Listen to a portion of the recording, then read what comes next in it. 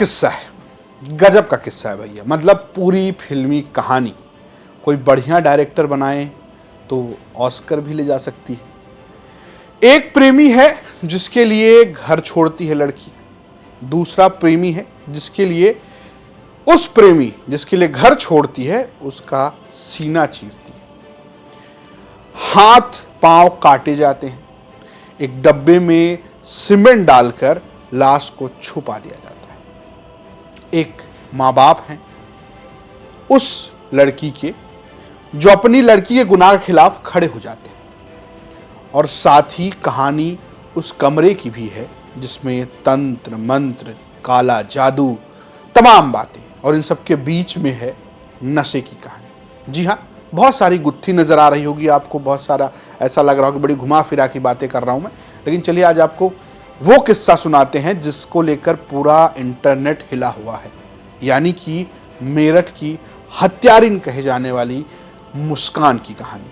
मुस्कान रस्तोगी जिसने अपने पति सौरभ राजपूत को मार डाला, मारा ही नहीं बल्कि 3 मार्च की रात, यानी कि 4 मार्च कह लीजिए अगर आप कैलेंडर वाइज देखेंगे तो, उस दिन अपने प्रेमी साहिल शुक्ला के साथ मिलकर बेरहमी से हत्या की। होता यह है कि पहले सौरभ आता है, उसको खाना देती है, खाने में कुछ नशीला पदार्थ होता है, सौरभ बेहोश हो जाता है। इसके बाद मुस्कान जो कि उसकी पत्नी है वो अपने हाथों से उसका सीना चीर देती है। उसका प्रेमी साहिल आता है, वो भी इस कांड में शामिल होता है। पहले साहिल आता है और मुस्कान के साथ मिलकर पूरे लाश के टुकड़े टुकड़े करता है। जानकारी के मुताबिक वो अपने साथ अपने घर कुछ टुकड़े ले भी जाता है।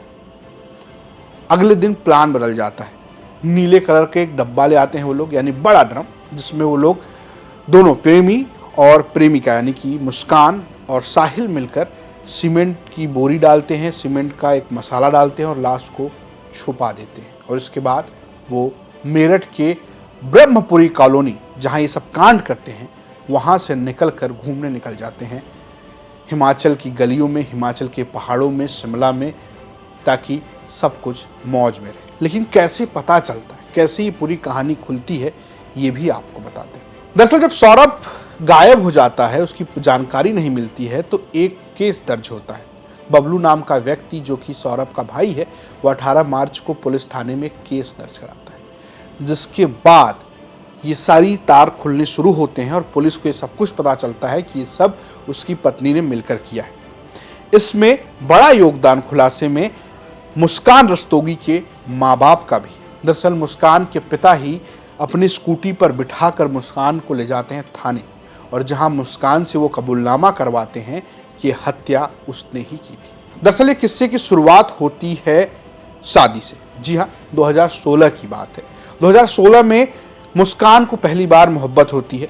अपने क्लास के क्लासमेट सौरभ राजपूत जो कि उस वक्त मर्चेंट नेवी में काम कर रहा होता है, उससे मोहब्बत हो जाती है। पिता बताते हैं मुस्कान के कि ये विवाह उनके खिलाफ होता है, यानी कि मुस्कान के पिता नहीं चाहते थे कि सौरभ के साथ शादी हो जाए, लेकिन मुस्कान एक रात अपने परिवार को छोड़कर चली जाती है, और ऐसी स्थिति में उनके पिता उनको पूरे जायदाद से बेदखल कर देते हैं। इसकी 16 में शादी हुई है लड़की की, वो भी मेरे अगेंस्ट ही गई थी, मेरे को सोता हुआ छोड़ गई थी पूरे परिवार को, और ये चली गई थी सौरभ के साथ। वो भी नेवी छोड़कर आ गया था इसके पास। अच्छा, नेवी में था वो? नेवी में था उस टाइम, और नेवी बीच में ही छोड़ के आ गया था। इसने मैसेज करे होंगे कि मैं फलाने दिन ऐसे ऐसे ही निकल जाऊंगी यहाँ से, तो वो इसे फॉलो करके ले गया। इसके बाद स्थिति होती कि मोहब्बत में, पिता की माने तो मोहब्बत में सौरभ जो है वो मुस्कान की मोहब्बत में नौकरी छोड़ देता है, यानी मर्चेंट नेवी की नौकरी छोड़ देता है, लेकिन वो लंदन में एक दुकान में, एक बेकरी की शॉप पे काम करने लगता है, और ब्रह्मपुरी मेरठ के एक इलाके में वो लोग मकान लेते हैं किराए का। एक बेटी भी है, छोटी बेटी 6 साल की, जो उनके साथ रहती थी। जब लंदन रहने लगा सौरभ, तब इसी बीच प्ले स्कूल में जहां मुस्कान अपनी बेटी को लेकर जाती थी, वहां उसकी मुलाकात होती है साहिल शुक्ला से। ये मुलाकात अब धीरे धीरे जाकर मोहब्बत में बदल जाती है। मोहब्बत के साथ शुरू होता है नशे का काम। अगर मुस्कान के पिता की माने, मुस्कान के परिवार की माने, तो साहिल जो है वो मुस्कान के जीवन में नशा ले आता है। मुस्कान के पिता तो यहां तक कहते हैं कि सौरभ की जो हत्या की वजह है वो मोहब्बत नहीं है, बल्कि वो नशा है।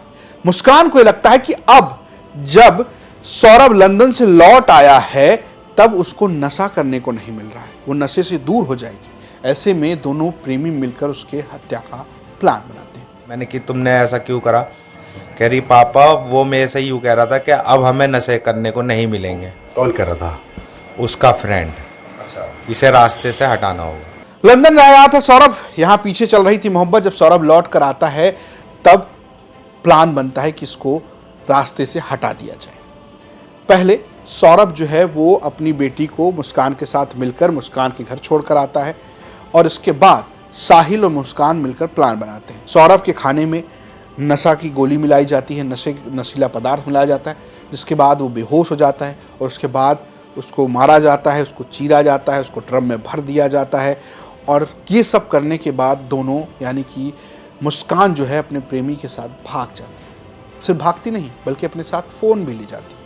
वहां से वो सौरभ के परिवार से बातचीत करती है, यानी सौरभ के फ़ोन से सौरभ के परिवार से बातचीत करती है। उसकी बहन जब पूछती है कि भैया आप कहाँ हैं, तो जवाब भी देती है कि मैं अब आऊँगी, होली पार्टी है, फलाना है, ढमकाना है, इस तरीके के बयान देते हुए उसको गुमराह भी करती है। अब सवाल यह है कि जब इतना प्लान करके मर्डर किया गया, सब कुछ छुपा था, पुलिस को कोई जानकारी नहीं थी, तो आखिर ऐसा क्या हुआ कि मुस्कान को लगा कि नहीं चलिए घर चलते हैं? तो उसके पीछे का भी कारण है। दरअसल मुस्कान ये चाह रही थी कि इस पूरे हत्या का ठीकरा है वो सौरभ के परिवार पर फूट जाए। ये बात खुद मुस्कान के पिता ने बताई। मुस्कान आती है अपने पिता के पास और ये कहती है कि सौरभ की हत्या कर दी गई और ये हत्या किसी और ने नहीं की बल्कि सौरभ के परिवार वालों ने की। वो लोग आए, उन्होंने सौरभ को घर में बंद किया, मेरे सामने मारा और उसके बाद मुझे लेकर घूमते रहे। अब मैं आपके पास आई हूं इसलिए बता रही हूं। लेकिन मुस्कान के पिता को इस कहानी पर रत्ती भर भरोसा नहीं होता है। वो बोलते ठीक है बेटी, मैं तुम्हारे साथ हूं, आओ चलो थाने चलते हैं, पुलिस को बताते हैं क्या हुआ। थाने जाने से पहले मुस्कान के पिता एक बार और स्कूटी रोकते हैं और ये कहते हैं कि अभी भी मौका है, सच सच बता दो हुआ क्या है। और यहां से उस हत्याकांड का खुलासा होता है जिससे पूरा उत्तर प्रदेश दहल गया। पहले कहानी दूसरी सुनाई थी, पहले कहानी दूसरी आके पहले जब आई वो रूम में, तो मेरे से ये बोली पापा मैंने सौरभ को खत्म कर दिया है, वह सौरभ का मर्डर हो गया है। मैंने कि किसने करा? कह रहे उसकी बहन आई है, उसका जीजा आया है और उसका बड़ा भाई आया है। मैंने कि कै बजे आए? कह रहे जी वो आए 2:30 बजे रात को। सौरभ ने किवाड़ खोले और सौरभ अंदर बुला लिया, आकर उन्होंने उसे ख़त्म कर दिया मेरी आंखों के सामने और मुझे ले गए घुमाने के लिए और जगह जगह मुझे घुमाते रहे, पीछे वो खड़े रहे। मैंने कि ये बात पे मेरे को भरोसा नहीं हुआ। मैंने कि तुमने रोल क्यों नहीं मचाई? जब हाथापाई हुई होगी किसी चीज़ की तो रोल तो मची होगी, और भी जने रहते हैं वहाँ, किसी ने क्यों नहीं सुना? मैंने कि चल तेरी बात मानूंगा, तेरे अलावा आने का दूसरा क्या सबूत है कि उस आदमी ने देखा है कि वो आए हैं? फिर भी झूठ बोलती रही जी। फिर मैंने बहुत ही समझाया, मैंने कि बेटा ये तुमने गलत कर दिया है। फिर पता नहीं उसके दिमाग में क्या आई, जब मैं उसे लेके चल दिया, मैंने कि चल उन्होंने करा है, तू मेरे संग चला। मैं उसे थाने के लिए ले गया, बीच में रोका स्कूटर। मैंने कि बेटा अब तुमने ये बहुत ज़्यादा गलत कर रखा है और मैं तुम्हारी साथ ही रहूँगा, तुम्हारा साथ नहीं छोड़ूंगा। तब जाके उसने मेरे को सच बताया। सवाल बहुत सारे खड़े हो गए इस हत्या के बाद कि आखिर क्यों, क्या नशा इसकी वजह थी, या एक सवाल ये भी है कि तंत्र मंत्र इसकी वजह थी।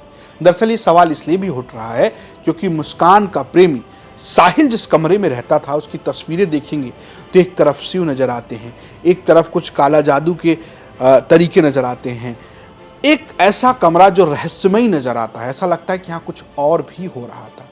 नशे के सामान तो हैं लेकिन इसके साथ इन सारी चीज़ों की बात होती है। जिस तरीके से कहा जा रहा है कि सौरभ लाश के टुकड़े काट कर, यानी हथेली और कुछ पार्ट काट कर अपने घर ले गया, अपने रूम ले गया, तो क्या वो वहाँ कुछ कर रहा था? इन सारे सवालों के जवाब पुलिस तलाश रही है। मुस्कान तो बोल रही है लेकिन साहिल शांत है। हालांकि जब साहिल को कोर्ट में पेश किया जा रहा था तब वहाँ मौजूद पुलिस वालों ने उसको मारने की कोशिश भी की।